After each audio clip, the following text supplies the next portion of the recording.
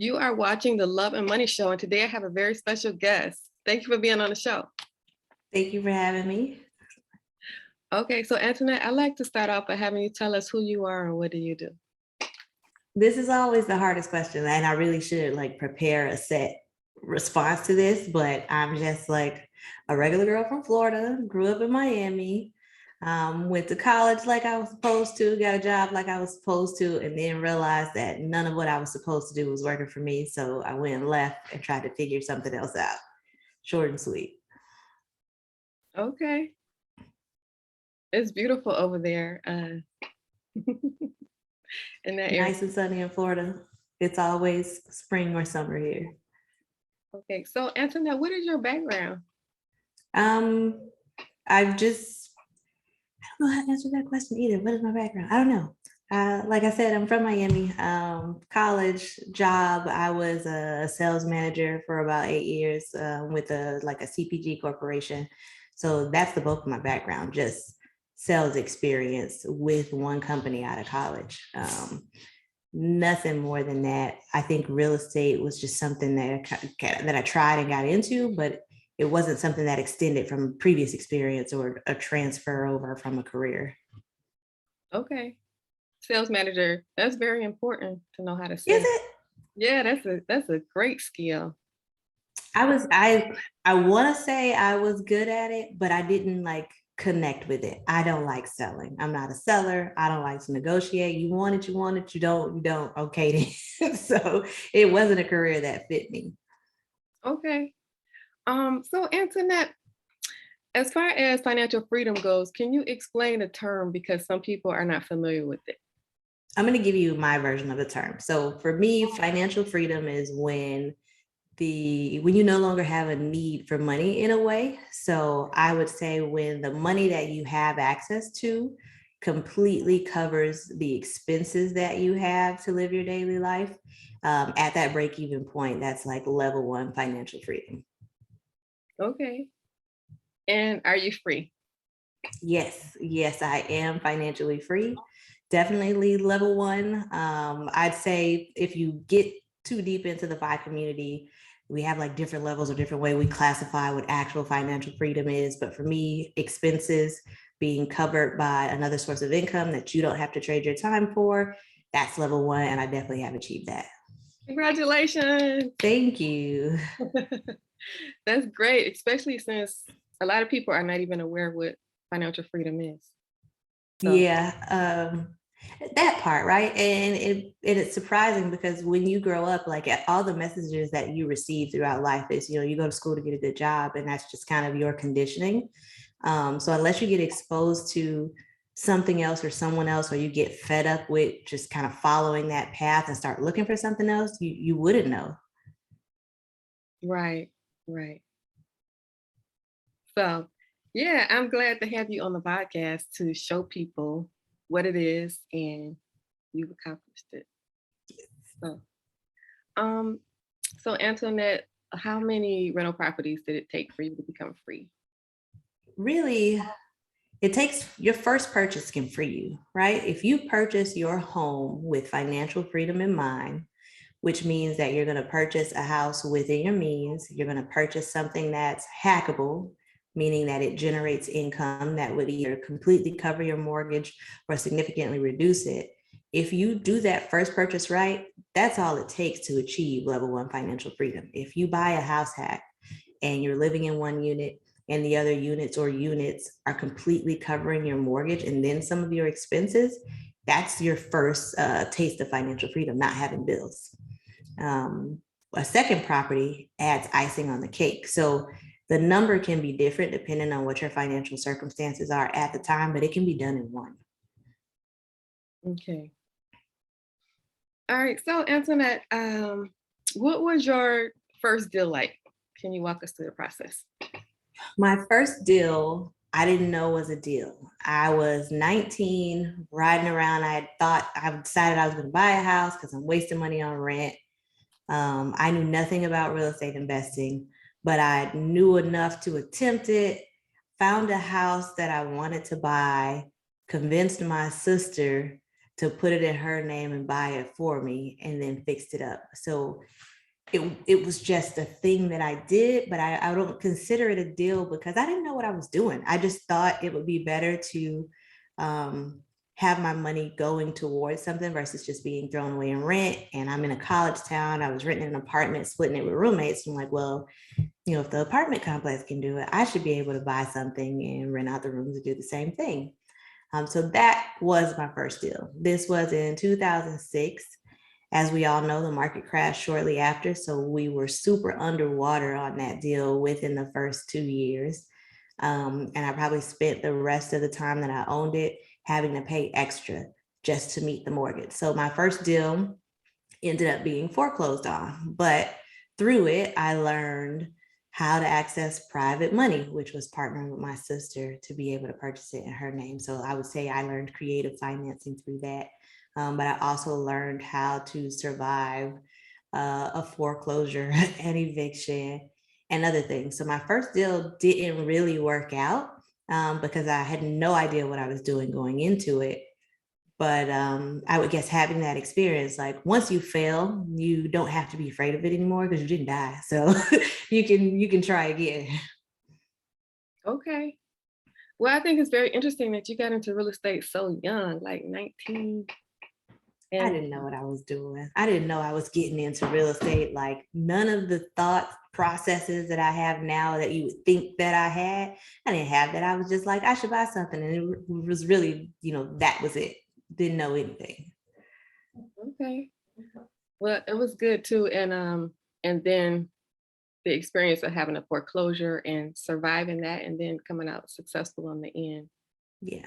So, so that's good too, Antoinette. So your first deal, you said you got the financing, you were partnering with your sister. Yes. So I convinced her to take out the mortgage into her name. So she had the weight of it, and I just ran it. I rented it out. I used some money that I had saved from net checks and fixed it up.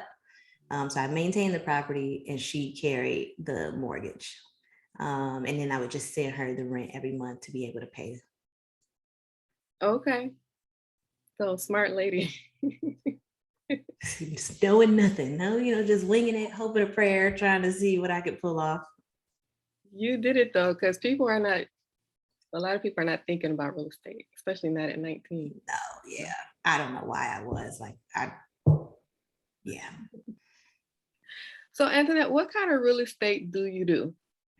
So now I'm long-term buy and hold. So I buy a property as ugly as I can get it, fix it up, and then I plan on keeping it forever. And I focus on short-term rentals or a flexible lease model. And only if I absolutely have to will I do a 12-month lease, and that's only on one property so far. Everything else I do short-term or a mixture of that and flexible lease models. Okay. What is that experience like, short-term rental? It's awesome, right? Like it's easy money. I'll say that. So, but it's more service oriented. I think with a traditional 12-month lease, you just kind of deliver the property and hope they don't call you about any repairs or anything. With short-term rental, the turnover is probably multiple guests per week. And it's a little more service focused or service oriented because you're providing more of an experience to that person for a short time versus just providing a property for someone to live in 12 months. Okay. Short-term rental, that's another word for Airbnb?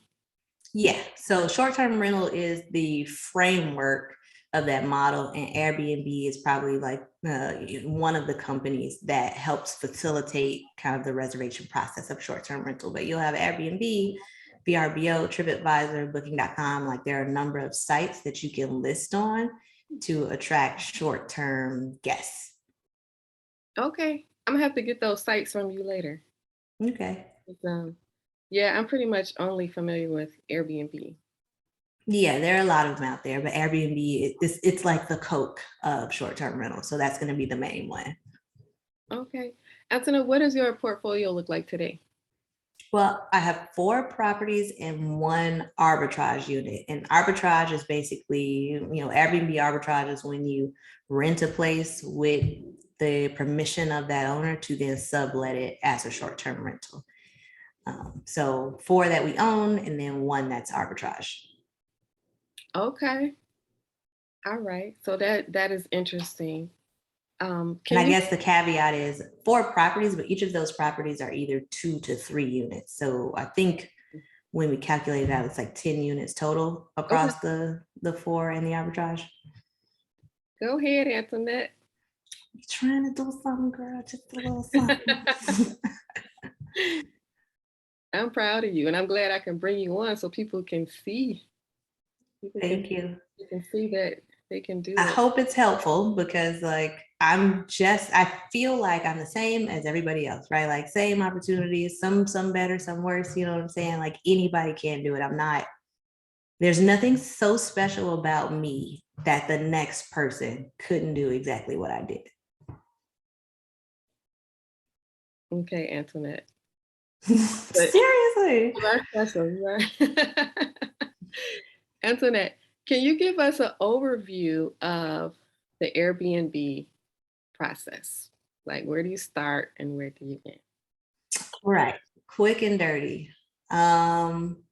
If you live somewhere that you can control, you can start by renting a space in that place that you live, whether it's a bedroom or you have an in-law suite or what have you. You go online to Airbnb, you use my referral code, which I'll give it to you to post in the link. You put in details about your listing, where it is, what it looks like, what you're offering, what's available, and you hit publish. And then people can find it, look at what you've said about the place, look at pictures, and choose to book it or not. Like it's really that simple. The same way you created like a Facebook profile or an Instagram or something like that, think of it like that. You would create a profile on Airbnb for the space that you're making available for rent. Okay.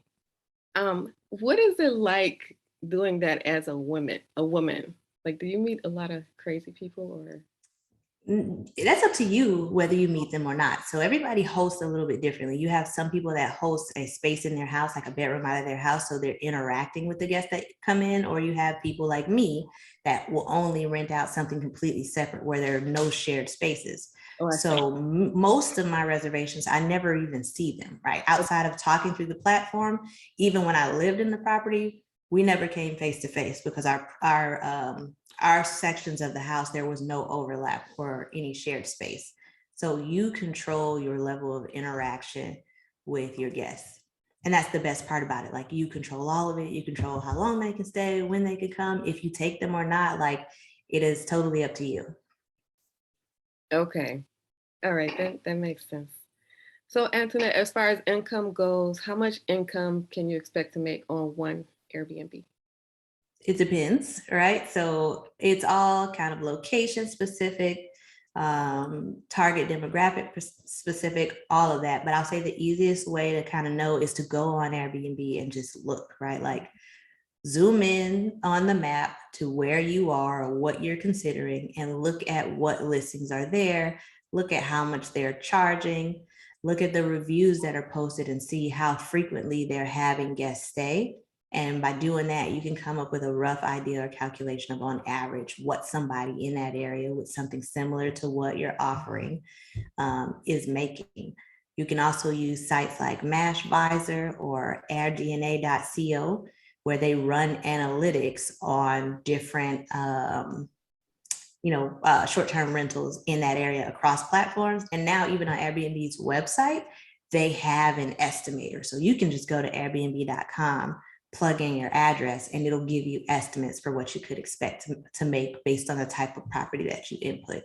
So you don't have to guess. Like there's actual research that you can do to determine whether or not it will be a viable opportunity for your property. Okay, those are good nuggets, Antoinette. And so, do you have a particular niche? You know how like some people go for travel nurses or things like that? All the niches, right? Like I want every option there is to be able to pivot to and through whenever something isn't working.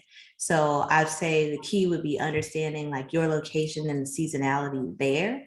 And then what you're nearby. So travel nurses doesn't work in every area because if you're not near a hospital, that's not a viable option for you. So take that into consideration when you're picking your location.